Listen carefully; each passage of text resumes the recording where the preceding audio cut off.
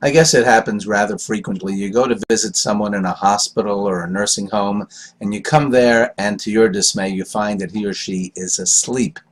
And what do? You came all the way there and you rearrange your schedule and the person is sleeping. Well, I guess it's pretty obvious that you just um, do the best you can, wait a few minutes, and if they don't wake up, you go home.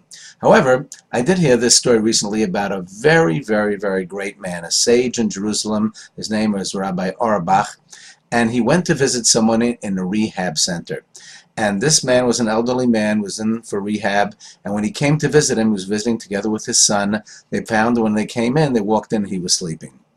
And Rabbi Auerbach said to his son, "I think we should wake him up." His son looked at him incredulously and said, "Wake him up?"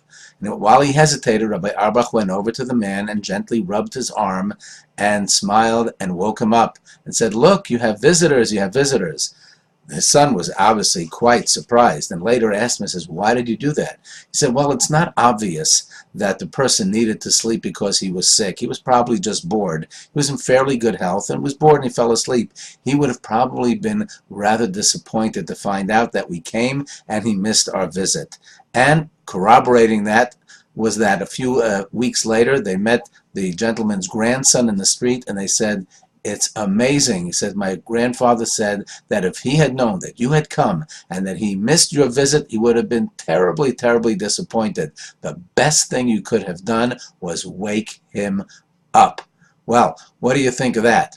He said, "Well, it's interesting. At least now when you go to someone to visit somebody, ask yourself, is this a visit that if the person would have missed it, they would have said, 'I'm really sorry I missed it.'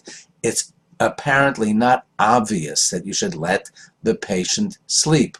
You agree with this or not? You think that it's just wrong, according to Jewish law, if you rob someone of your sleep, it actually is considered to be stealing. So do you think it's correct? Would you change your practice based on this story? Or is it just too difficult for you and you say, "I just cannot wake somebody up"?